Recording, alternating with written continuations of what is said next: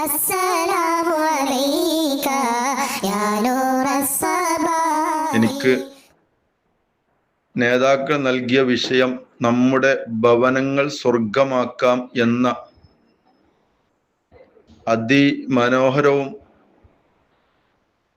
വളരെ അതിപ്രാധാന്യവുമുള്ള ഒരു വിഷയമാണ് നൽകിയിട്ടുള്ളത്. ആമുഖമായി എല്ലാവരോടും അവലംബി നഫ്സി, ആദ്യം എന്നോടും ഈ ശബ്ദം ശ്രവിക്കുന്ന എല്ലാവരോടും ഓർമ്മപ്പെടുത്താനുള്ളത്, ഇതൊരു ഭാഷണമായി കണക്കാക്കുന്നതിൻ്റെ അപ്പുറം, ഒരു പ്രഭാഷണം കേൾക്കുന്ന മാധുര്യത്തിൻ്റെ അപ്പുറം ഇതൊരു റിയാലിറ്റിയായി മാറേണ്ടത്, ഒരു ജീവിത രീതിയായി മാറേണ്ട ഒരവസ്ഥയാണ് നമുക്ക് ആവശ്യം. ആകയാൽ ഒന്ന് ഒഴിവിനനുസരിച്ച് സശ്രദ്ധം ഇത് വീക്ഷിക്കാൻ ഒരു സമയം കണ്ടെത്തണം.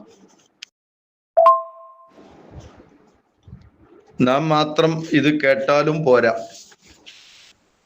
ഏതൊരു കുടുംബനാഥനാണോ ഇത് കേൾക്കുന്നത്, ആ കുടുംബനാഥനോട് ചുറ്റിപ്പറ്റി ജീവിക്കുന്ന എല്ലാവരെയും കേൾപ്പിക്കാൻ ശ്രമിക്കുകയും ചെയ്യണം. അതിനർത്ഥം ഞാൻ അത്രമാത്രം വലിയൊരു ഗാംഭീര്യമുള്ള ആഴത്തിലുള്ള പഠനത്തിലുള്ള ഒരു പ്രഭാഷണം നടത്തുന്ന ആള് എന്നല്ല അർത്ഥം. മറിച്ച് നമ്മുടെ ഭവനങ്ങളൊക്കെ സുരക്ഷിതവും സന്തോഷകരവുമാകാൻ വേണ്ടി ഇത്യാദി നിബന്ധനകൾ ആവശ്യമാണെന്നർത്ഥം. ഒരു പ്രഭാഷണം കേൾക്കുമ്പോൾ നമ്മൾ സ്വാഭാവികമായി ആ ഭാഷണങ്ങളൊക്കെ കണ്ട് കേട്ട് കുറെ നമ്മളെ ജീവിതത്തിൽ പകർത്തി അങ്ങോട്ട് പോകും. ഈ വിഷയങ്ങളൊക്കെ കൃത്യമായി ജീവിതത്തിൽ കുടുംബത്തിൽ കൊണ്ടുവരാൻ കഴിഞ്ഞാൽ മാത്രമേ ഒരു സ്വർഗഭവനമായി മാറുകയുള്ളൂ എന്ന് തീർച്ചയാണ്. അതുകൊണ്ട് ഒന്ന് ഒഴിവ് സമയത്ത് കേൾക്കാൻ ശ്രമിക്കുക. കേട്ടത് ആവർത്തിച്ച് കേൾക്കൽ ആവശ്യമുണ്ടെങ്കിൽ വീണ്ടും ആവർത്തിച്ച് കേൾക്കാൻ ശ്രമിക്കുക. മനസ്സിൽ ഈ കാര്യങ്ങളൊക്കെ വളരെ കൃത്യമായി കൊണ്ടുവന്ന് അത് കൽബിലേക്ക് ഇറക്കുന്ന ഒരവസ്ഥ ഉണ്ടായിരിക്കുക. ഇതൊക്കെ ഇതിൻ്റെ വളരെ പ്രാധാന്യമായതാണ്. ശബ്ദം കേൾക്കുന്നവരോട് ഒരു ചെറിയ അപേക്ഷ കൂടെ ഉള്ളത്, പ്രഭാഷണങ്ങള് കേൾക്കുമ്പോൾ അതിനിടയിൽ സ്വലാത്തുകള്, സലാമിന് മടക്കല്, ഇതൊക്കെ ഉണ്ടായിരിക്കും. ഇതൊക്കെ ഗ്രൂപ്പിലെ പ്രഭാഷണങ്ങൾക്ക് ശേഷമായാൽ കേൾക്കുന്നവർക്ക് അതൊരു അടുപ്പിച്ചും സുന്ദരമായും കേൾക്കാനുള്ള ഒരു അവസരം കൂടി ഉണ്ടാകുമെന്ന ഒരു ചെറിയ അപേക്ഷയും കൂടെ ഉണ്ട്. ഇൻഷാ അല്ലാ, അള്ളാഹു നമ്മുടെ ഈ ഗ്രൂപ്പിലും നമ്മുടെ ജീവിതത്തിലൊക്കെ നമ്മുടെ ഒരുപാട് പ്രവർത്തകർ സ്വദേശത്തും വിദേശത്തുമായി നടത്തിക്കൊണ്ടിരിക്കുന്ന എല്ലാ സൽക്കർമ്മങ്ങളും പ്രവർത്തനങ്ങളും ചാരിറ്റികളും ഒക്കെ അള്ളാഹു പുണ്യമാസത്തിന്റെ ഹക്ക് കൊണ്ട് പൂർണ്ണമായും കബൂൽ ചെയ്യട്ടെ. ആമീൻ. നമ്മുടെയും അവരുടെയും ജീവിതത്തിൽ ധാരാളം സുഹൃതങ്ങൾ വർദ്ധിപ്പിക്കാൻ അള്ളാഹു തൗഫീഖ് പ്രദാനം ചെയ്യട്ടെ. നാം അധ്വാനിച്ച് കഷ്ടപ്പെട്ട് ജീവിതം മുഴുവനും സമർപ്പിച്ച് ജീവിക്കുന്ന കുടുംബം, വീട്, അതെല്ലാം അള്ളാഹു സുന്ദരവും സന്തോഷകരവുമായി മുന്നോട്ട് കൊണ്ടുപോകാൻ അള്ളാഹു സഹായിക്കട്ടെ. നമ്മളിൽ നിന്ന് ഇവിടെ പറഞ്ഞുപോയി പാരത്രിക ലോകം പ്രതീക്ഷിച്ച് ഖബറിൽ കിടക്കുന്ന നമ്മളെ കുടുംബാംഗങ്ങൾ, ബന്ധപ്പെട്ടവര്, അള്ളാഹു അവരുടെ മർക്കതുകളൊക്കെ സ്വർഗീയ പൂങ്കാവനമാക്കി കൊടുക്കട്ടെ. റമദാനു ഷരീഫിന്റെ ഉത്തഖായിൽ അള്ളാഹു അവരെയും നമ്മയും പെടുത്തി അനുഗ്രഹിക്കട്ടെ. ആമീൻ റഹ്മത്തിക യാ അർഹമർ റഹീമീൻ. ബഹുമാനികളെ, ഞാൻ നിങ്ങളുടെ ശ്രദ്ധയിലേക്ക് രണ്ട് കുടുംബങ്ങളുടെ കഥകൾ അവതരിപ്പിക്കുകയാണ്. ആ രണ്ട് കുടുംബങ്ങളെ കഥയെക്കുറിച്ച് വളരെ ശ്രദ്ധയോടെ ചിന്തിക്കുകയും ശ്രദ്ധിക്കുകയും അത് കഴിഞ്ഞ് അതിൽ നിന്ന് ഏതാണ് എൻ്റെ കുടുംബമാകേണ്ടത് എന്ന് ഓരോരുത്തരും തൻ്റെ കൽബിനോട് ചോദിക്കണം. നമ്മളെ മനസ്സിലും ചിന്തയിലുമൊക്കെ ഈ വിഷയം കൃത്യമായി കൊണ്ടുവന്നാൽ നമ്മുടെ കൽബ് പറയും എൻ്റെ കുടുംബം ഇന്നതാകേണ്ടതാണ്. അതിലൊരു കുടുംബം വളരെ പ്രധാനികളായ നാട്ടിലെ മുതലാളിമാരിൽപ്പെട്ട ഒരു അംഗത്തിൻ്റെ കുടുംബമാണ്. അവർ സാമ്പത്തികമായി വളരെ അധികം പുരോഗമിച്ചു നിൽക്കുന്ന ഒരു കുടുംബമാണ്. ആ കുടുംബത്തിൻ്റെ ജീവിത പശ്ചാത്തലങ്ങള്, അവർ എന്താണോ ആഗ്രഹിക്കുന്നത് അതൊക്കെ നടപ്പാക്കാൻ കഴിയുന്ന എല്ലാ നിലയിലുമുള്ള കഴിവുറ്റ ഒരു കുടുംബം. ആ കുടുംബത്തിലെ ബാപ്പയും ഉമ്മയും അതിമനോഹരമായ ഒരു വീട് നിർമ്മിച്ചു. വളരെ ആധുനിക സംവിധാന സൗകര്യങ്ങൾ ആ വീട്ടിനകത്ത് ഒരുക്കുകയും ചെയ്തു. ആ വീട്ടിലുള്ള മക്കളെ സംബന്ധിച്ചിടത്തോളം ഒരു കാര്യത്തിലും പ്രയാസപ്പെടേണ്ടതില്ല, ഒന്നിനും ബുദ്ധിമുട്ടേണ്ടതില്ല. സാമ്പത്തികമായും സാമൂഹികമായും ഒക്കെ ഒട്ടനവധി സൗകര്യങ്ങളുള്ള ആ കുടുംബത്തിൽ 4 മക്കൾ ജനിച്ചു. 3 ആൺമക്കളും ഒരു പെൺകുട്ടിയും. ആ ആൺമക്കളൊക്കെ യഥേഷ്ടം ജീവിതം നയിച്ചങ്ങനെ വളർന്നു വന്നു. വാപ്പയെ പോലെ തന്നെ നാട്ടിലെ പ്രധാനികളും നാട്ടിലെ എല്ലാമായി മാറി. പക്ഷെ ആരെയും ഭയപ്പെടാനോ ആരെയും പേടിക്കാനോ ഇല്ലാത്തത് കൊണ്ട് അവർ അവരുടെ ഇഷ്ടത്തിനനുസരിച്ച് ജീവിക്കാൻ തുടങ്ങി. അങ്ങനെ ആ കുടുംബം ആ മക്കളാൽ ഒട്ടനവധി പ്രയാസപ്പെടേണ്ടി വന്നു. കാണുന്നതും കേൾക്കുന്നതും അറിയുന്നതുമായ എല്ലാത്തിൻ്റെയും പിന്നിൽ മക്കൾ പോയി നിരന്തരമായ കേസന്വേഷണങ്ങളും പോലീസ് ഡിപ്പാർട്ട്മെന്റിന്റെ ഇടപെടലുകളും ജയിൽവാസങ്ങളും ആളുകളുടെ പുച്ഛങ്ങളും ആളുകളുടെ മനസ്സിന്റെ ഉള്ളിൽ അവരോടുള്ള സഹിക്കാൻ കഴിയാത്ത വെറുപ്പുകളും. കാരണം ആ നാട്ടിലുള്ളവരൊക്കെ ആ കുടുംബത്തെ കൊണ്ട് പ്രയാസപ്പെട്ടുകൊണ്ടാണ് ജീവിക്കുന്നത്. അള്ളാഹുവിന്റെ ഭാഗത്തേക്ക് പരിശോധിച്ച് നോക്കിയാലും ആ കുടുംബത്തിലുള്ള മക്കളെ കൊണ്ട് അള്ളാഹുവിന്റെ ഭാഗത്തേക്ക് ഒന്നും തന്നെ തിരിഞ്ഞു നോക്കിയിട്ടില്ല. ധിക്കാരവും അള്ളാഹുവിനെ നിഷേധിക്കലും നിഅമത്തിന് നന്ദികേട് കാണിക്കലുമായി ജീവിച്ചു പോയ ആ ഒരു കുടുംബം, കഷ്ടപ്പെട്ട് അധ്വാനിച്ചുണ്ടാക്കിയ മാതാപിതാക്കൾക്ക് അവസാനം സമ്പാദിച്ചു കൊടുത്തത് മക്കളുടെ പേരിൽ ജയിൽവാസങ്ങൾ വരെയാണ് വാങ്ങിക്കൊടുത്തത്. ഇതാണ് ഒരു കുടുംബം. ആ കുടുംബത്തിൻ്റെ അവസ്ഥയെ ഒന്ന് നമ്മുടെ മനസ്സിലേക്ക് കൊണ്ടുവരിക. രണ്ടാമത്തെ ഒരു കുടുംബം ഉണ്ടായത് ആ നാട്ടിലെ ഏറ്റവും പാവപ്പെട്ട ഒരു കുടുംബത്തിൽ ജനിച്ച ഒരു സഹോദരൻ. അവർ വിവാഹം കഴിച്ച് സാധാരണത്തെ പോലെ എല്ലാവരെ പോലെയും ഒരു ചെറിയ വീട് വെച്ച് താമസമാക്കി. അവർക്ക് 2-3 ആൺമക്കളും 1-2 പെൺകുട്ടികളും, അങ്ങനെ ഒരു 5 മക്കളുള്ള ഒരു കുടുംബമായി മാറി. ആ കുടുംബത്തിന്റെ നാഥൻ സാധാരണയായ കൂലിവേലകൾ ചെയ്ത് ആരുടെ ഇടയിലും വലിയ അംഗീകാരമൊന്നുമില്ല. വീട്ടിലേക്ക് കടന്നു വരികയും തൻ്റെ മക്കൾക്ക് ആ അധ്വാനത്തിൽ നിന്ന് സമ്പാദിച്ചതിൽ നിന്ന് കൊടുത്തുകൊണ്ടിരിക്കുകയും ചെയ്യും. അള്ളാഹുവെ പേടിച്ച് അതിനകത്ത് സുന്ദരമായി ജീവിച്ചു. മാതാപിതാക്കൾ ഭക്തരായി ജീവിക്കുന്നത് കണ്ട് ആ ആൺമക്കളും പെൺകുട്ടികളും ഒക്കെ വളരെ ഭക്തരായി ജീവിച്ചു. അങ്ങനെ നല്ല കുടുംബങ്ങളിൽ നിന്ന് അവരിലേക്ക് വിവാഹം ചെയ്തു കൊണ്ടുവന്നു. അവരുടെ മക്കളെ നല്ല കുടുംബങ്ങളെ കൊണ്ട് വിവാഹം ചെയ്തു കൊടുക്കുകയും ചെയ്തു. വളരെ കഷ്ടപ്പെട്ടും പലപ്പോഴും പഷ്ണി കിടന്നുമാണ് ജീവിച്ചതെങ്കിലും ഒരാളുടെ നിഷിദ്ധമായ ഒന്നും ആ മക്കളിലേക്ക് കൊണ്ടുവരാൻ വാപ്പയും കൊടുക്കാൻ ഉമ്മയും തയ്യാറായില്ല. അതുകൊണ്ട് തന്നെ ജീവിതത്തിന്റെ ഒരു സമയത്ത് പോലും നിഷിദ്ധമായ അനിഷ്ടമായ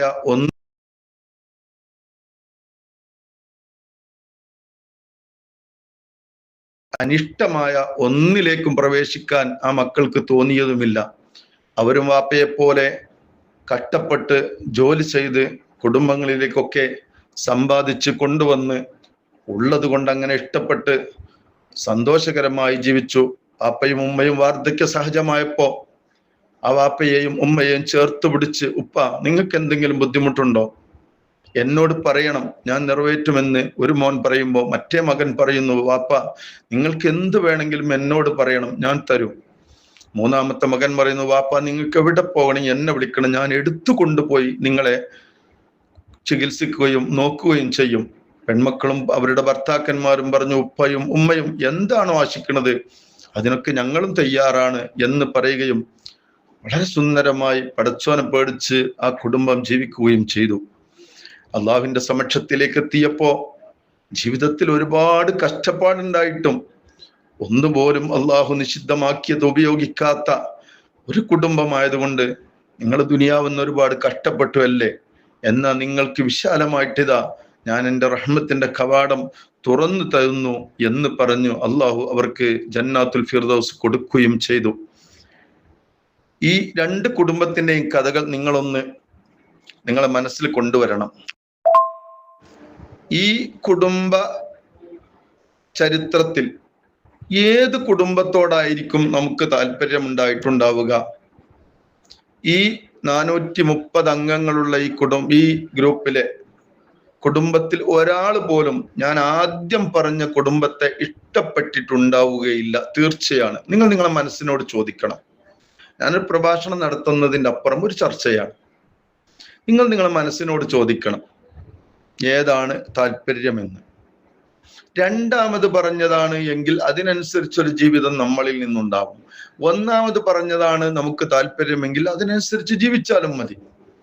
തീർച്ചയായിട്ടും ഉത്തരം ഞാൻ തന്നെ പറയുന്നു. നമ്മളെല്ലാവരും ആഗ്രഹിച്ചത് രണ്ടാമത് പറഞ്ഞൊരു കുടുംബത്തെ കുറിച്ചായിരിക്കും.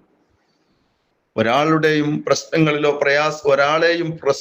പ്രയാസങ്ങളോ ഉണ്ടാക്കി കഷ്ടപ്പെടുത്താതെ അവനവൻ അള്ളാഹു നൽകിയത് കൊണ്ട് ഇഷ്ടം പോലെ ജീവിച്ചു പോയി അള്ളാഹുവിന്റെ പ്രീതി കാംക്ഷിച്ച ഒരു കുടുംബം, അതാണ് സ്വർഗീയ ജീവിതമുള്ള ഭവനങ്ങളും കുടുംബങ്ങളും.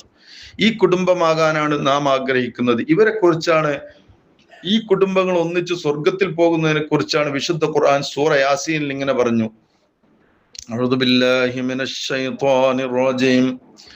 ബിസ്മില്ലാഹിർ റഹ്മാനിർ റഹീം. ഇന്ന അസ്ഹാബൽ ജന്നത്തിൽ യൗമ ഫീ ശുഗുലിൻ ഫാകിഹൂൻ ഹും വഅസ്വാജുഹും ഫീ ളിലാലിൻ അലൽ അറാഇകി മുത്തകിഊൻ ലഹും ഫീഹാ ഫാകിഹത്തും വലഹും മാ യദ്ദഊൻ സലാമുൻ ഖൗലൻ മിർ റബ്ബിർ റഹീം. നമ്മളൊക്കെ പാരായണം ചെയ്യുന്ന യാസീനാണ്. ഇന്ന അസ്ഹാബൽ ജന്ന, സ്വർഗവാസികൾ, അൽ യൗമ, ആ പാരത്രിക ലോകത്തേക്ക് കടന്നു ചെന്ന ദിവസത്തിൽ, ഫീ ശുഗുലിൻ ഫാകിഹൂൻ, അവർ അവരുടെ കർമ്മ നിരതരായ പ്രവർത്തന ഫലമായി സന്തോഷിച്ചു കൊണ്ടിരിക്കുന്നവരാണ്. ഹും, ആ ആളുകൾ മാത്രമല്ല, വാസ്വാജുഹും, അവരുടെ ഇണകളും, ഫീ ളിലാലിൻ, അവർ ഒരു വലിയ തണലിലാണ്. സ്വർഗീയ ആരാമത്തിന്റെ തണലിനെ കുറിച്ചാണ് മുഅ്മിനീങ്ങളെ പറഞ്ഞത്. സ്വർഗീയ ആരാമത്തിന്റെ തണല് എന്ന് പറയുമ്പോ ഹബീബ് റസൂലുള്ളാഹി സ്വല്ലല്ലാഹു അലൈഹി വസല്ലമ തങ്ങൾ പറഞ്ഞു, സ്വർഗീയ ആരാമത്തിന്റെ വിശാലമായ ലോകം, ഇന്ന ഫിൽ ജന്നത്തി ലശജറതൻ യസീറുർ റാകിബു ഫീ ളില്ലിഹി മിഅത്താം. മറ്റൊരു റിവായത്തിൽ അതിനേക്കാളും മറ്റൊരു രൂപത്തിലാ, 100 വർഷം സഞ്ചരിച്ചാൽ പോലും തീരാത്ത നിഴല് വിരിക്കുന്ന വലിയ മരത്തണലുകൾ അവിടെയുണ്ട് എന്ന് സ്വർഗത്തിന്റെ വിശാലതയെ ഓർമ്മപ്പെടുത്താൻ വേണ്ടി പറഞ്ഞതാണ്. അപ്പോ തനിക്കും തന്റെ ഭാര്യമാർക്കും നൽകുന്ന സ്വർഗീയ ആരാമത്തിലെ റൂമിനെ കുറിച്ചാണ് പറഞ്ഞത്. ആ റൂമിൽ അൽ അറാഇകി മുത്തക്കിഊൻ, മണിയറയിൽ നാം ഒരുക്കുന്ന സൗകര്യപ്രദമായ കട്ടിലിനെ കുറിച്ചാണ് അറായിക്ക് എന്ന് പറയുന്നത്. അതിന്റെ ശൈലിയും രൂപവും ഭാവവും വലിയതാണ്, വിശദീകരിക്കുന്നില്ല. അതിലിങ്ങനെ ചാരിയിരിക്കുകയാണ്. ഫിർദൗസുൽ അഅലയിലുമാണ്. ഫിർദൗസുൽ അഅല സ്വർഗത്തിന്റെ ഏറ്റവും ഉയർന്നു നിൽക്കുന്ന ഭാഗമാണ്. ആ ഫിർദൗസുൽ അഅലയിൽ അങ്ങോട്ട് ഇരുന്നാൽ സ്വർഗത്തിന്റെ മറ്റു ഭാഗങ്ങളൊക്കെ അനായാസം കാണാൻ സാധിക്കുന്ന ഒരു സ്ഥലമാണ്. അവിടെ ഇങ്ങനെ ഇരിക്കുമ്പോ അവരിങ്ങനെ പലതും ആശിച്ചു പോവാണ്. ദുനിയാവെന്ന് കഷ്ടപ്പെട്ട് ജീവിച്ചതല്ലേ, പലപ്പോഴും പഠിക്കണമെന്ന് ആഗ്രഹമുണ്ടായി, കൊണ്ടുവന്ന് കൊടുക്കണമെന്ന് പിതാവിന് ആഗ്രഹമുണ്ടായി. എൻ്റെ മക്കൾക്ക് ഒരു ദിവസമെങ്കിലും അവരെ മനസ്സൊന്ന് സായുജ്യമടയുന്നത് വരെ ഒന്ന് കൊടുക്കണമെന്ന് ഉമ്മായുടെ മനസ്സ് നിറഞ്ഞു നിൽക്കുന്നുണ്ട്. പക്ഷെ സാമ്പത്തികമായി ഒന്നുമില്ല. ക്ഷമിച്ചു, സഹിച്ചു, ത്യാഗം ചെയ്ത് മുന്നോട്ട് പോയി. അതുകൊണ്ട് അള്ളാഹു പറയുകയാണ്, ലഹും ഫിഹാ ഫാക്കിഹത്തുൻ, നിങ്ങൾക്കതിൽ ഇഷ്ടം പോലെ കഴിക്കാനുണ്ട്, ഫാക്കിഹകളുണ്ട്, പഴങ്ങള് ഇഷ്ടം പോലെ ഉണ്ട്. വലഹും ഫീ മാ യദ്ദഊൻ, അവരെന്താണോ ആഗ്രഹിക്കുന്നത് അതെല്ലാം അവർക്ക് അവിടെ നൽകിക്കൊണ്ടിരിക്കുകയുമാണ് ചെയ്യുന്നത് എന്നാണ്. ഒന്നിനും തടസ്സമില്ലാതെ ജീവിക്കുന്നു ഈ കുടുംബം. ഇങ്ങനെ ഒരു കുടുംബം നമ്മുടെ കുടുംബമാകാൻ ആഗ്രഹിക്കാത്ത ആരും ഉണ്ടാവുകയില്ല. ഈ ഒരു കുടുംബം നിർമ്മിക്കാൻ നാം എന്താണ് ചെയ്യേണ്ടത് എന്ന് മാത്രമാണ് ഈ വൈകിയ വേളയിൽ ഒരല്പസമയമെടുത്ത് നമുക്ക് ചർച്ച ചെയ്യാനുള്ളത്. ഈ ഒരു കുടുംബ നിർമ്മാണത്തിന് നമ്മൾ ഒന്ന് ഉറങ്ങിണീക്കുമ്പോ ഇന്റെ കുടുംബം സ്വർഗ കുടുംബമാകണം ഇന്നു മുതൽ എന്നങ്ങോട്ട് വിചാരിച്ചാൽ നടക്കുകയില്ല. കുത്തുണ്ടെങ്കിൽ അഥവാ ഓട്ടയുണ്ട്, കിലക്കും ഓട്ടയുണ്ടാകുമെന്ന് തീർച്ചയാണല്ലോ. ഞാൻ ഈ നാടൻ ഉദാഹരണങ്ങളൊക്കെ ചേർത്ത് പറയുന്നത് എൻ്റെ ശബ്ദം ശ്രവിക്കുന്ന ഉമ്മമാര്, ഉപ്പമാര്, സഹോദരന്മാര്, സ്നേഹിതന്മാര്, ഇതെല്ലാം ഒന്ന് ആയത്തിൽ മനസ്സിൽ നിന്ന് അങ്ങോട്ട് കൽബിൻ്റെ ഉള്ളിലേക്ക് ഇറക്കാൻ വേണ്ടിയിട്ടാണ്. നമുക്കൊക്കെ അറിയുന്ന പരമാർത്ഥങ്ങൾ മാത്രം ഉദാഹരണമാക്കുന്നതിനാണ്. ഒരു വിത്തിന് ഓട്ടയുണ്ടെങ്കിൽ അത് ഇല വിരിയുമ്പോൾ രണ്ടിലക്കും ഓട്ടയുണ്ടാവും, കാരണം വിത്തിന് ഓട്ടയുണ്ടായതാണ്. മതിയല്ലോ, ചിന്തിച്ചില്ലേ? കുടുംബനാഥന്മാർക്ക് എന്താണോ ക്വാളിറ്റി അതിൻ്റെ ഒരു താഴെയാണ് എപ്പോഴും കുടുംബത്തിന്റെ മറ്റു അംഗങ്ങൾക്കുണ്ടാവുക. ഇത് നാം മറക്കരുത്. തങ്കളി ലിപികളാൽ നമ്മുടെ മനസ്സിൽ, നമ്മളെ കൽബിന്റെ ഉള്ളിൽ നാം കുറിച്ചിടേണ്ട വാചകമാണ് ഞാൻ ഈ പറഞ്ഞത്. കുടുംബനാഥന് എത്രമാത്രമാണോ ഒരു വിഷയത്തിൽ താല്പര്യമുള്ളത് അതിൻ്റെ അടുത്ത താല്പര്യമാണ് കുടുംബത്തിലെ മറ്റംഗങ്ങൾക്കുണ്ടാവുക. അതുകൊണ്ട് ഏറ്റവും ആ വിഷയത്തിൽ ചിന്ത ഉണ്ടാകേണ്ടത് നമുക്കാണ്. അപ്പൊ പലരും തിരിച്ചു ചോദിക്കുന്നുണ്ടാകും, ഉസ്താദേ സമയമൊക്കെ കഴിഞ്ഞു പോയില്ലേ, ഇത്രയൊക്കെ ആയില്ലേ, ഇനി എന്താ ചെയ്യുക എന്നാണ്. പരിഹാരമുണ്ട്, പരിഹാരം ധാരാളമാണ്. തുടക്കത്തിലാണെങ്കിൽ നാം മാത്രം ശ്രമിച്ചാൽ മതിയായിരുന്നു. ഒരാളെ നമ്മൾ പരിചയപ്പെടുക, അയാൾ വിവാഹം ചെയ്തില്ല, അയാള് ഞാൻ നേരത്തെ പറഞ്ഞ രണ്ടാം കുടുംബത്തിൽ വളരെ മാന്യമായ സന്തോഷകരമായ ഒരാളുടെ മുമ്പിലും ആ അഭിമാനം പണയം വെക്കാതെ, കൈനീട്ടാൻ യാചിക്കാൻ പോവാതെ തന്നാൽ കഴിയുന്ന ജോലി ചെയ്ത് ജീവിക്കുന്ന ഒരു കുടുംബത്തിൽ നിന്നാണ് അവൻ സമാനമായ ഒരു നല്ല കുടുംബത്തിൽ നിന്ന് അവൻ വിവാഹം ചെയ്യുന്നു.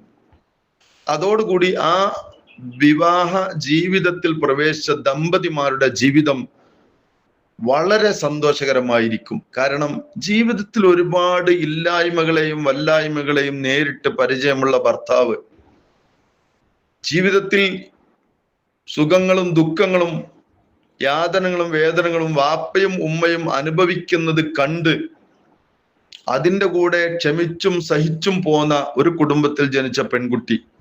ഇവരെ സംബന്ധിച്ചിടത്തോളം രണ്ടുപേരും തുല്യമായ മനസ്ഥിതിയുള്ളവരാണ്.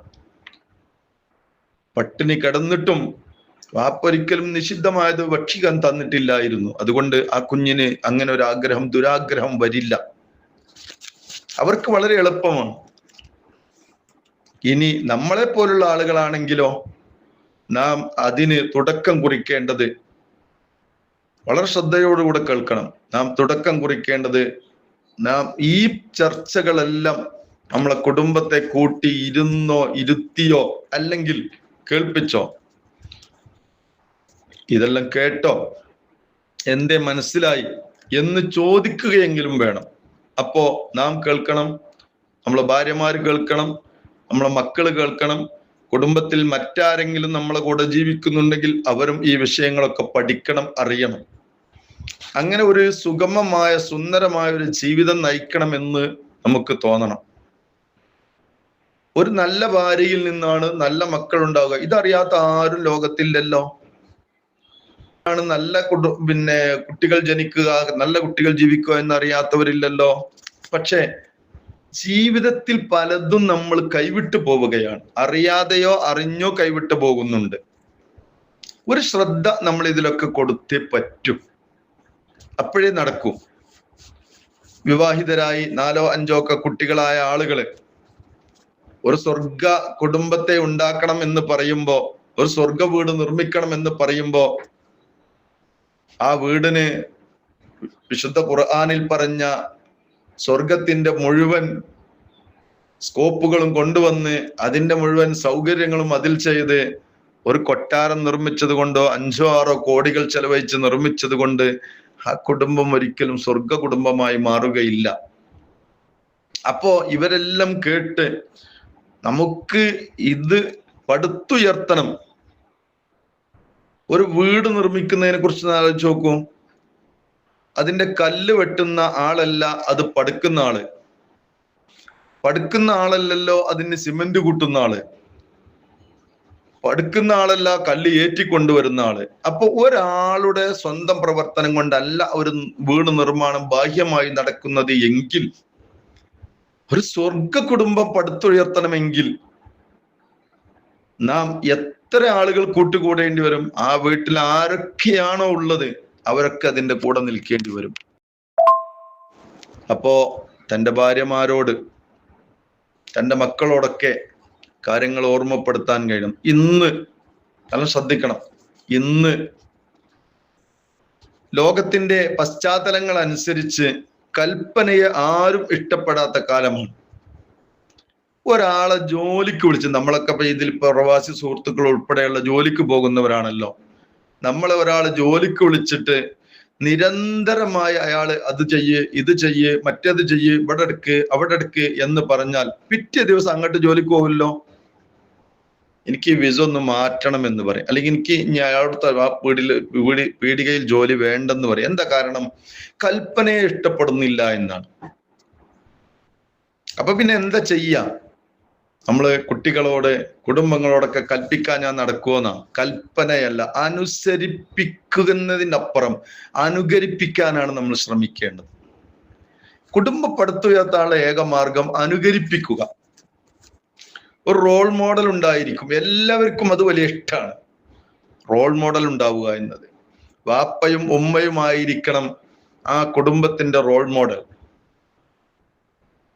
അതിന് വാപ്പയും ഉമ്മയും ഞാൻ നേരത്തെ പറഞ്ഞ കുടുംബത്തിൽ നിന്ന് ജനിച്ച് വിവാഹം ചെയ്ത കഥ പറഞ്ഞല്ലോ, ആ രൂപത്തിലുള്ളതായിരിക്കണം. അതിന് എത്ര ഹൈക്വാളിറ്റിയിൽ ജീവിച്ചാലും അള്ളാഹുവോട് കൽബ് ബന്ധിച്ച ആളുകളാണ് എങ്കിൽ അവർക്കതൊന്നും ഒരു വിഷയമായിരിക്കൂല. എത്ര വലിയവനും താവാൻ കഴിയുമല്ലോ, ചെറിയോനൊരു പക്ഷെ ഉയരാൻ കഴിഞ്ഞോളൊന്നുമില്ല. അല്ലെ? കോടികൾ വരുമാനമുള്ള ആളുകൾ ഹജ്ജ് കർമ്മത്തിന് വന്നത് നിങ്ങൾ കണ്ടിട്ടില്ലേ? പലരും കേട്ടിട്ടില്ലേ? ഹജ്ജ് കർമ്മത്തിന് പോയാൽ ചെയ്യുന്ന എന്താ? ഇവിടെ കോടിപ്രഭുവാണ് ഞാന്, അതുകൊണ്ട് എനിക്ക് AC ഫിറ്റ് ചെയ്ത റൂമിൽ മാത്രമേ ഞാൻ കിടക്കുള്ളൂ പടച്ചോനെ എന്നാരും പറയാൻ നിൽക്കലില്ല. ഒരു വസ്ത്രം ധരിച്ച്, ഒരു വസ്ത്രം കൊണ്ട് പുതച്ചിട്ട്, ഞാനിതാ പടച്ചോനെ നിന്റെ അടിമയായി മാറിയിരിക്കുകയാണ്, എന്റെ കോടികൾ അപ്പുറത്ത് നിൽക്കട്ടെ, ഞാനും അതുമായി ഒരു ബന്ധം എന്റെ ഹൃദയത്തിനില്ല. പല കാര്യങ്ങളും നടക്കുന്നുണ്ട്, പക്ഷെ എന്റെ ഹൃദയം അതിനോട് ബന്ധിച്ചില്ല. ഞാനിതാ നിന്റെ അടിമയായി വന്നു, തീർന്നിട്ടില്ല. മിനായിലെ ടെന്റിൽ പോയിട്ട് ഒരാൾ കിടക്കുന്നതിന് തൊട്ടടുത്ത് ചാരിയിട്ടാ കിടക്കുന്നത്. കൈ നീർത്തി വെക്കാൻ കഴിയില്ല, 2 ആളെ മേല് തട്ടും. അപ്പുറത്തുപ്പുറത്തുള്ള 4 ആളുകളെ മേല കൈ നീട്ടിയാൽ തട്ടുക, അത്ര അടുത്താ കിടക്കുന്നത്. അങ്ങോട്ട് തീർന്നോ? ഇല്ല. മുസ്ദലിഫയിലേക്ക് നീങ്ങിയാലോ? തൻ്റെ ഒരു കയ്യിലുണ്ടായിരുന്ന ഒരു ബെഡ്ഷീറ്റ് വിരിച്ച് ആ മെറ്റലിൽ അങ്ങോട്ട് കിടക്കുകയാണ്. പടച്ചോനെ, ഞാനിതാ നിന്റെ ശരീരം, എന്റെ മനസ്സ് മുഴുവൻ അനക്ക് തന്നിരിക്കുന്നു. എന്റെ കോടികൾ നാട്ടിലും ബാങ്കിലും ഉണ്ട്, പക്ഷെ അതൊന്നും ഇപ്പൊ ഞാൻ ചിന്തിച്ചിട്ടില്ല. എനിക്കത് വേണ്ട. എന്റെ കൽബിത വജ്ജഹ്തു വജ്ഹി, എന്റെ ശരീരം ഇതാ നിന്നിലേക്ക് തിരിച്ചിരിക്കുന്നു എന്ന് പറയാൻ നാം തയ്യാറാകാറില്ലേ? ഒരു കുടുംബം പടുത്തുയർത്താൻ നമുക്കൊന്ന് തയ്യാറായിക്കൂടെ? നമുക്കൊന്ന് മാറിക്കൂടെ? എന്താ അതിന്റെ ഗുണം? ഞാൻ നേരത്തെ പറഞ്ഞ കേടില്ലാത്ത വിത്ത് കുഴിച്ചിട്ടാൽ കേടില്ലാത്ത വൃക്ഷം മുളച്ചു വരും, അല്ലെങ്കിൽ ചെടി മുളച്ചു വരും, അല്ലെങ്കിൽ കൃഷി മുളച്ചു വരും. ഇതൊന്ന് ഹൃദയത്തിന്റെ അടിത്തട്ടിലേക്ക് ഇറക്കാനാണ് നാം ശ്രമിക്കേണ്ടത്. ആകയാൽ നമ്മളെ കുടുംബങ്ങളോടൊക്കെ ഒന്ന് ഓർമ്മപ്പെടുത്തണം. ഭാര്യയോട്, ഭാര്യ എന്ന് പറയുമ്പോൾ തന്നെ നമ്മളൊക്കെ മനസ്സിൽ ഉണ്ടാവുക നമ്മൾ പറയുന്നതൊക്കെ കേൾക്കാനുള്ള ആള് അല്ല. ആ വിഷയം വളരെ വ്യക്തമായി പിന്നെ ഒരിക്കൽ പറയേണ്ട വിഷയമാണ്. ഞാൻ അങ്ങോട്ട് കടക്കല്ല. ഭാര്യ നമ്മളെ പോലെ സമാവകാശമുള്ളവരാണ് എല്ലാ വിഷയത്തിലും, അല്ലേ? അവരുടെ പിതാവ് വളരെ കഷ്ടപ്പെട്ട് വളർത്തിണ്ടാക്കിയിട്ട് നമ്മളെ കയ്യിൽ ഏൽപ്പിക്കുമ്പോൾ നമ്മൾ മാന്യമായി അവളെ നോക്കും. ഇക്കാലം എത്രയും വാപ്പ നോക്കിയതുപോലെ നോക്കുമെന്ന് വിചാരിച്ചിട്ട് തന്നെയാണ് കൊടുക്കുന്നത്. അത് നോക്കാം. ഇസ്ലാമികമായിട്ട് നമുക്കും ബാധ്യതയുണ്ട്. ഒരുപാട് കാര്യങ്ങളുണ്ട്. മുത്തനബി സല്ലല്ലാഹു അലൈഹി വസല്ലം തങ്ങളോട് ചോദിച്ചല്ലോ, എന്താണ് എന്റെ ഭാര്യയോടുള്ള കടമ? നീ ഭക്ഷിച്ചാൽ ഭാര്യയെ ഭക്ഷിപ്പിക്കണം, നീ ഉടുത്താൽ ഭാര്യയെ ഉടുപ്പിക്കണം. നിനക്കൊരു ജീവിതം, ഭാര്യക്ക് മറ്റൊരു ജീവിതമല്ല. നീ ഏത് ജീവിതമാണോ ഇഷ്ടപ്പെടുന്നത് അതന്നെ ഭാര്യയുടെ ജീവിതം, ഭാര്യ ഏത് ജീവിതമാണോ ഇഷ്ടപ്പെടുന്നത് അതന്നെ നിന്റെ ജീവിതം. അപ്പോ മനസ്സിനോട് അറിഞ്ഞ് ചേർന്ന് നിൽക്കാൻ ഭാര്യമാരോടൊന്ന് ഓർമ്മപ്പെടുത്തണം. കുടുംബത്തിന്റെ വരുമാനത്തെക്കുറിച്ച് ഭാര്യമാരാണ് കൈകാര്യക്കാരെങ്കിൽ കൃത്യമായി അറിയണം. ഒരു ഭർത്താവിന് കിട്ടുന്ന ശമ്പളം എത്രയാണ് എന്ന് ഭർത്താവിന് നല്ല ബോധ്യം വേണം. അത് കൈകാര്യം ചെയ്യുന്ന വീട്ടിലെ ഭാര്യക്കും തദൈവ ബോധ്യം വേണം. അപ്പോഴേ സുഖകരമായി പോവുള്ളൂ. എന്നിട്ട് ഉദാഹരണം പറയാം, 500 രൂപ ഒരു ദിവസത്തെ വരുമാനമുണ്ട്, 600 രൂപ ചെലവഴിക്കുന്ന ജീവിത ശൈലിയാണ് എങ്കിൽ അവർ കടത്തിന്റെ കാരാഗ്രഹത്തിൽ നിന്ന് എന്നാണ് രക്ഷപ്പെടുക? അവരുടെ എക്സ്ട്രാ വരുന്ന, നമുക്കൊക്കെ നമ്മളെ കുടുംബങ്ങളിലൊക്കെ ഉണ്ടാകുന്ന എക്സ്ട്രയാണ് ഹോസ്പിറ്റൽ ചെലവുകൾ. ഒരിക്കലും അതിനെ ഒരു കാൽക്കുലേഷൻ ചെയ്തു വെക്കാൻ കഴിയില്ല. മുമ്പ് ഇന്ന് ആധുനിക സംവിധാനങ്ങളുള്ള ഹോസ്പിറ്റലുകളിൽ സംവിധാന സൗകര്യങ്ങളൊക്കെ നമ്മളെ പരിശോധിക്കാൻ വേണ്ടിയിട്ട് ഉണ്ടാക്കിയതാണ്. അതുകൊണ്ട് അത് ഉപയോഗിക്കാൻ പരമാവധി അവർ ശ്രദ്ധിക്കുകയും ചെയ്യുന്നത്. അത് അവരുടെ ഉത്തരവാദിത്തമാണ്, നമ്മൾ അതിൽ ഇടപെടേണ്ടതില്ല. പക്ഷെ ആ എക്സ്ട്രാ ചെലവുകൾ വന്നാൽ അതും എക്സ്ട്രാ കടങ്ങളിൽ പെടുന്നു. ഈ കുടുംബം എന്നാണ് കടത്തിൽ നിന്ന് കരകയറുക? ഈ ഭർത്താവ് എന്നാണ് ഒരു നല്ല മാന്യമായ ശ്വാസം വലിച്ചൊന്ന് കിടന്നുറങ്ങുക? കൊടുക്കേണ്ട ആളുകളൊക്കെ ഇങ്ങനെ നിരന്തരമായി ബുദ്ധിമുട്ടിച്ചു കൊണ്ടിരിക്കുമ്പോ എങ്ങനെയാണ് അയാൾക്ക് ഇത് ഉൾക്കൊള്ളാൻ കഴിയുക? ഉണ്ടാവൂല. ആകയാൽ നമ്മളെ കുടുംബത്തിന്റെ വരുമാനത്തെ കുറിച്ച് കൃത്യമായ ഒരു ബോധ്യം നമ്മൾക്ക് വേണം.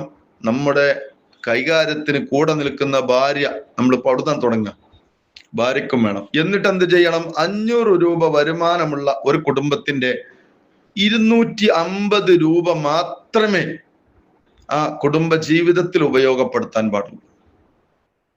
ഏറ്റവും മിനിമം ഇപ്പൊ ഞാൻ ഈ പറഞ്ഞത്, ഏറ്റവും മിനിമം. ശരിക്കും വേണ്ടത് അതിൻ്റെ വെറും 40% മാത്രമേ ആകെ ചെലവ് വരാൻ പാടുള്ളൂ. 60% കയ്യിൽ ബാക്കി വന്നോളണം എന്നാണ്. അപ്പോഴേ അത് അഡ്ജസ്റ്റ് ചെയ്ത് പോയാലേ ആ കുടുംബം ഒരു സുന്ദരമായി ജീവിക്കാൻ കഴിയുള്ളൂ. അതിന്റെ ബാഹ്യമായ ഭാഗങ്ങൾ പറഞ്ഞ് മറ്റു ഭാഗത്തേക്ക് വരും.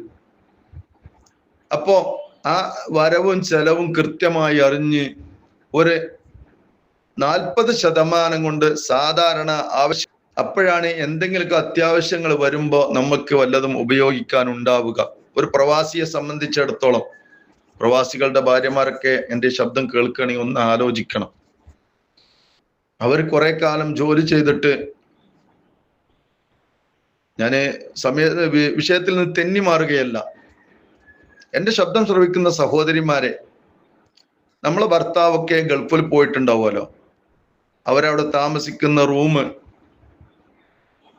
നമ്മളെ ഇവിടെ ഉണ്ടാക്കുന്ന വീടും ഒന്ന് താരതമ്യം ചെയ്താൽ കിട്ടാവുന്നതിൽ ഏറ്റവും കുറഞ്ഞ വാടകക്ക് കിട്ടുന്ന വീടാണ് അവർ വാങ്ങാറുള്ളത്. എന്താ കാരണം? ഇവിടെ ഉണ്ടാക്കുമ്പോൾ പരമാവധി തന്നാൽ ഉണ്ടാക്കാൻ കഴിയുന്നതിൽ ഏറ്റവും മികച്ച ഉയർന്ന സൗകര്യങ്ങളുള്ള വീടുകളാണ് നിർമ്മിക്കാറുള്ളത്. ഇത് പരമാർത്ഥമല്ലേ? പോയി നോക്കുമ്പോഴല്ലേ നമ്മൾ അറിയത്. എന്തിനാണത്? 2 വർഷത്തിൽ 3-4 മാസം നമ്മളെ വീടുകളിൽ താമസിക്കാൻ വരുന്ന ഭർത്താവ് ഏറ്റവും മികച്ച സൗകര്യങ്ങൾ നമുക്ക് വേണ്ടി ചെയ്തു തരികയും അദ്ദേഹം ബാക്കിയുള്ള 20 മാസവും ഒരു വർഷം താമസിക്കുന്ന ആള് 12 മാസവും, അതില് 2 മാസം നാട്ടിലും 10 മാസം അവിടെയും, അല്ലെങ്കിൽ 20 മാസവും അവിടെ ജീവിക്കുമ്പോ ആ പരിമിതമായ സൗകര്യത്തിൽ മറ്റാളുകളോട് കൂടെ റൂമിൽ ചേർന്ന് താമസിക്കാൻ തയ്യാറാകുന്നു. ഇത് കുടുംബം ഒന്ന് പച്ച പിടിക്കണമെന്ന് വിചാരിച്ചിട്ടാ. നമ്മൾ കൂടെ നിന്ന് കൊടുക്കണം. ഭാര്യമാരായ നാം കൂടെ നിന്ന് കൊടുത്തേ പറ്റൂ. അങ്ങനെ ആ കുടുംബത്തിന്റെ വരുമാനങ്ങൾ ആ നിലക്ക് ശ്രദ്ധിച്ചു പോകണം, ചെലവുകളും ശ്രദ്ധിച്ചു പോകണം. അപ്പോഴാണ് ആ കുടുംബം ഒരു ഐശ്വര്യ കുടുംബമായി മാറുക. വീട് സ്വർഗമാകാന് അതിന്റെ ടൈലുകളോ മറ്റോ വിലപിടിപ്പുള്ളതായതുകൊണ്ട് സ്വർഗമാകൂല. ഒരു അല്ലലും അലട്ടലും പ്രയാസങ്ങളും പ്രതിസന്ധികളും ഇല്ലാത്ത ഒരു സുഖജീവിതം നയിക്കാൻ കഴിയണം. നമ്മളെ വരുമാനങ്ങൾ കൃത്യമായി ശേഖരിച്ച് ചെലവുകൾ കൃത്യമായി കാൽക്കുലേഷൻ ചെയ്ത് മുന്നോട്ട് പോകാൻ കഴിയണം. ആ ഭാഗം അങ്ങനെ അങ്ങോട്ട് നിങ്ങൾ കാൽക്കുലേഷൻ ചെയ്താൽ നിങ്ങൾ കണക്കൂട്ടിയാൽ മതി. ഇനി ഞാൻ കൂടുതൽ പറയേണ്ട ആവശ്യമില്ലല്ലോ. ഇനി അത് കഴിഞ്ഞ് നമ്മളെ കുടുംബങ്ങൾ ഉണ്ടാവണല്ലോ. ഒരു ഭാര്യ ഗർഭിണിയാകുന്ന ആ സമയം മുതൽ തൻ്റെ ഗർഭത്തിലുള്ള കുഞ്ഞ് അറിവുകൾ ശേഖരിക്കാൻ തുടങ്ങുന്നുണ്ട്. അവിടെ മുതൽ നമ്മൾ ശ്രദ്ധിക്കണം. വളരെ അബലയാകുന്ന ഒരു അവസരമാണ് ഭാര്യമാര് ഗർഭസമയങ്ങള്. ആ സമയങ്ങളിൽ ആ കുട്ടികള് അവര് നമ്മളുടെ പ്രവർത്തനങ്ങളും നമ്മുടെ ശബ്ദങ്ങളും ഒക്കെ അവര് സമ്പാദിച്ചു കൊണ്ടിരിക്കുന്നു എന്നാണ് ആധുനിക പഠനം പറയുന്നത്. ചിന്തിച്ച് പഠിക്കാൻ തുടങ്ങുന്നതല്ല. LKG ചേർക്കുന്നതിന് മുമ്പ് എങ്ങനെ പഠിക്കാൻ കഴിഞ്ഞു എന്ന് ചോദിക്കണ്ട. അപ്പോ ആ നിലയിൽ അവർ അറിവ് ശേഖരിക്കുമ്പോ ഭർത്താവ് ഭാര്യയോട് ഇടപെടുന്നത്, സംസാരിക്കുന്നത് സ്നേഹം കൊണ്ട് മാത്രമായിരിക്കണം. ഈ ഭാര്യ തൻ്റെ ജീവിതമൊക്കെയും ഈ ഗർഭം ഒരു സന്തോഷമായി കാണണം. വളരെ ഇഷ്ടത്തിലായിരിക്കണം. ആ ഇഷ്ടം എപ്പോഴും ആ വയറ്റത്തേക്ക് നോക്കുന്ന സമയത്തുണ്ടായിരിക്കണം. തൻ്റെ അടുത്ത് വരുന്ന ഭർത്താവും ഇത് ആലോചിക്കണം. എന്നെ എല്ലാവിധത്തിലും ദുനിയാവിലും ആഖിറത്തിലും എന്നെ സംരക്ഷിക്കാനുള്ള പൊന്നുമോൻ അല്ലെങ്കിൽ പൊന്നുമോളാണ് എൻ്റെ ഭാര്യയുടെ ഗർഭത്തിലുള്ളത്. ഈ കുഞ്ഞെൻ്റെ ജീവിതത്തിന് എന്നെ കൈപിടിക്കാൻ കൂട്ടുനിൽക്കാനുള്ളതാണ് എന്ന് ഓർമ്മ വേണം. അവിടം വെച്ച് തുടങ്ങണം സഹോദര. നമ്മൾ നമ്മുടെ കുടുംബ ജീവിതത്തിന്റെ ആ സ്വർഗീയ നിർമ്മാണം. ഭാര്യയോട് നല്ലതും സന്തോഷകരമായ വർത്തമാനം ഇടപെടലുകളും മാത്രമായിരിക്കണം. ഈ കുഞ്ഞ് ശേഖരിക്കുന്നതൊക്കെ അതാണ്. പിന്നീട് ഗർഭത്തിൽ നിന്ന് പിരിഞ്ഞ് ദുനിയാവിലേക്ക് വരുന്ന സമയവും വളരെ കൃത്യമായിരിക്കണം. നമ്മൾ വിചാരിക്കും ഇതൊന്നും കുട്ടികള് മനസ്സിലാക്കുന്നില്ല. 2 വയസ്സാകുമ്പോഴേക്ക് കുട്ടികൾ ചിന്തിച്ചു പഠിക്കാൻ തുടങ്ങുന്നു എന്നാണ്. മാത്രമല്ല ആധുനിക ലോകം കണ്ടെത്തിയതനുസരിച്ച് ഇപ്പോ ജനിക്കുന്ന കുഞ്ഞുകൾക്ക് 2000-ന്റെ മുമ്പ് ജനിച്ച ആളുകളെക്കാൾ 70 ഇരട്ടി എന്നും അതല്ല അതിലേക്കുന്നു എന്നാണ്. അപ്പോ പഠിക്കാൻ അത്രമാത്രം അവർക്ക് കഴിവുണ്ട്. അപ്പോ അവര് കണ്ടുപഠിക്കും, കേട്ട് പഠിക്കും. നമ്മൾ മനസ്സിലാക്കും ഇതൊന്നും അവർ കേട്ടിട്ടില്ല എന്ന്. പക്ഷേ അവർ ഇതെല്ലാം മനസ്സിലാക്കിക്കൊണ്ടിരിക്കുന്നുണ്ടാവും. അപ്പൊ നമ്മുടെ ചിട്ടയാർന്ന ഒരു ജീവിതം അവിടെ നമുക്ക് സമർപ്പിക്കാൻ കഴിയണം. മക്കൾ എത്ര ചെറുതായാലും വേണ്ടില്ല, കലഹിക്കുന്ന വർത്തമാനങ്ങൾ അവരുടെ ഇടയിൽ നമ്മൾ കൊടുത്തു കഴിഞ്ഞാൽ ആ കുട്ടികൾ കലഹങ്ങളാ പഠിച്ചുകൊണ്ടിരിക്കുക. നമ്മൾ നല്ല സ്നേഹപരമായ പെരുമാറ്റങ്ങളും സംസാരങ്ങളും പറ്റുകയാണെങ്കിൽ വളരെ നല്ല നിലയിൽ ഭർത്താവിനെയും ഭാര്യയും ഒക്കെ അഭിസംബോധന ചെയ്യുന്നത് നമ്മൾ നല്ല സ്നേഹവാക്കുകളെ കൊണ്ടായിരിക്കണം. ഒരു ഓമനപ്പേരിട്ടിട്ട് വിളിക്കണം. ഓമനപ്പേര് മാത്രമാണ് വിളിക്കേണ്ടത്. അപ്പോഴാണ് ആ ഒരു ഓമനിക്കുന്ന ഒരു സ്നേഹം കൈമാറുന്ന ഒരു പ്രതീതി ഉണ്ടാവുക. ഭർത്താവ് ഇങ്ങനെ വിളിക്കുകയാണ്, അപ്പൊ ഭാര്യ ഇങ്ങനെ വിളി കേൾക്കുകയാണ്. ആ ഭർത്താവിന്റെ വിളി കേൾക്കുമ്പോഴും ഭാര്യയുടെ മറുപടി കേൾക്കുന്ന സമയത്തും ആ ഭർത്താവിന് എന്തൊന്നില്ലാത്ത സന്തോഷം തൻ്റെ ഭാര്യയോട് നിലനിന്നുകൊണ്ടിരിക്കണം. അത് കൽബിന്റെ ഉള്ളിന്ന് വരുന്നതാവണം. ഭാര്യ ഇങ്ങോട്ടും ഇടപെടുന്ന സമയത്തും തദൈവയാണ്. ഭർത്താവിന് അത്രമാത്രം സന്തോഷം സമ്മാനിക്കുന്നതായിരിക്കണം. അപ്പോഴാണ് ആ ഒരു ജീവിതം സന്തോഷമാകുക.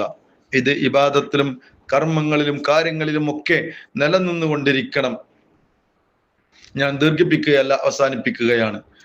അതുകൊണ്ട് ഇങ്ങനെ ഒരു ടാർജറ്റ് വെച്ച് നമ്മൾ മുന്നോട്ട് പോയാൽ മാത്രമാണ് നമുക്കൊരു സ്വർഗഭവന നിർമ്മാണത്തിന് അവസരമുണ്ടാവുക. ഭർത്താവ് വളരെ എന്ത് തിരക്ക് പിടിച്ച ജോലിക്കാരനാണെങ്കിലും ഇബാദത്തിന്റെ കാര്യത്തിൽ വളരെ നിഷ്ഠയുള്ളയാളായിരിക്കണം, കൃത്യതയുള്ളയാളായിരിക്കണം. അപ്പോഴാണ് തൻ്റെ ഭാര്യ, തന്നിലേക്ക് കടന്നു വന്ന ഭാര്യ ആദ്യ ദിവസം മുതൽ ഭർത്താവിന്റെ ദീനീ ചിട്ടകളൊക്കെ നേരിട്ട് കാണുകയാണ്. ആ ചിട്ടയാർന്ന ജീവിതം ഭർത്താവിൽ നിന്ന് നേരെ ഭാര്യ പകർത്തുമെന്ന് തീർച്ചയാണ്. കാരണം പുതിയ ഒരു സാഹചര്യത്തിലേക്ക് കടന്നു വന്ന അന്നു മുതൽ അത് പകർത്താൻ തുടങ്ങിയിട്ടുണ്ടാവും. പിന്നീട് രണ്ടുപേരും കൂടിയാണ്. മുത്തനബി സല്ലല്ലാഹു അലൈഹി വസല്ലമ തങ്ങള് ആ കാര്യം ഇങ്ങനെ ഓർമ്മപ്പെടുത്തിയിരുന്നല്ലോ അല്ലെ. പാതിരാവൊക്കെ കഴിഞ്ഞാല് ആയിഷ ബീവി റളിയല്ലാഹു അൻഹ പറയുന്നത് കാണാലോ. പ്രത്യേകിച്ച് റമളാന്റെ അവസാനമൊക്കെ ആകുമ്പോ രാത്രിയിൽ എഴുന്നേൽക്കുക മാത്രമല്ല, വായിഖലാഹുലഹു, തന്റെ കുടുംബങ്ങളെയും വിളിച്ചുണർത്തിയിരുന്നു, നിസ്കരിപ്പിച്ചിരുന്നു എന്നല്ലേ. മാത്രല്ല അലി ഇബ്നു അബീ ത്വാലിബ് റളിയല്ലാഹു അൻഹും ഫാത്തിമ ബീവി റളിയല്ലാഹു അൻഹയും അപ്പുറത്തങ്ങനെ വീട് വെച്ചുറങ്ങുമ്പോ മുത്തനബി സല്ലല്ലാഹു അലൈഹി വസല്ലമ കുടുംബങ്ങളിലൊക്കെ നമ്മൾ ചെയ്യുന്ന എല്ലാ സൽക്കർമ്മങ്ങളും ഉണ്ടായിക്കൊണ്ടിരിക്കും. അങ്ങനെ ഒരു സൽക്കർമ്മ ജീവിതം ജീവിക്കുമ്പോഴാണ് ഞാൻ നേരത്തെ പറഞ്ഞ വിശുദ്ധ ഖുർആൻ സൂറ യാസീനിൽ പറഞ്ഞ ആ ഒരു കുടുംബമായി മാറാൻ നമുക്ക് കഴിയുക. അള്ളാഹു തൗഫീഖ് ചെയ്യട്ടെ. അതിന് ഒന്നാമതായുള്ള ആദ്യ കാര്യമാണ് ഞാൻ ഈ ഓർമ്മപ്പെടുത്തിയതൊക്കെയും ജീവിതത്തിൽ പകർത്താൻ നമുക്ക് അള്ളാഹു തൗഫീഖ് ചെയ്യട്ടെ. തീർന്നില്ല, അവസാനിപ്പിക്കണം. ഇൻഷാ അല്ലാഹ് സമയം ഏകദേശം തന്ന സമയം കഴിഞ്ഞിട്ടുണ്ട്. പടച്ച റബ്ബിനോട് നാം എപ്പോഴൊക്കെ കൈ ഉയർത്തുന്നുണ്ടോ ആ സമയത്തൊക്കെ പറയണം അല്ലെ. അള്ളാഹുവിന്റെ അടിമകൾ, ഇബാദുർ റഹ്മാൻ എന്ന് പറയുന്ന അള്ളാഹുവിന്റെ അടിമകളായിട്ട് ജീവിക്കുന്ന നല്ല സച്ചരിതരായ ആളുകളെ കുറിച്ച് സൂറത്തുൽ ഫുർഖാൻ ഇങ്ങനെ വിശദീകരിച്ചു കൊടുത്തല്ലേ നമ്മളെ കുറിച്ച് പറഞ്ഞത്. വല്ലദീന യഖൂലൂന റബ്ബനാ ഹബ് ലനാ മിൻ അസ്വാജിനാ വദുർരിയാതിനാ ഖുർറത അഅ്യുനിൻ വജഅൽനാ ലിൽ മുത്തഖീന ഇമാമാ. പടച്ചോനോട് പറയണം, നമ്മൾ പാതിരാവിലെ എഴുന്നേറ്റ് തഹജ്ജുദ് നിസ്കരിക്കണം. നമുക്ക് ജോലിക്ക് പോകാനുണ്ടാവും. പ്രവാസി സുഹൃത്തുക്കളെ, സ്നേഹിതന്മാരെ, നമുക്ക് ചിലപ്പോ ജോലി ഉണ്ടാവും.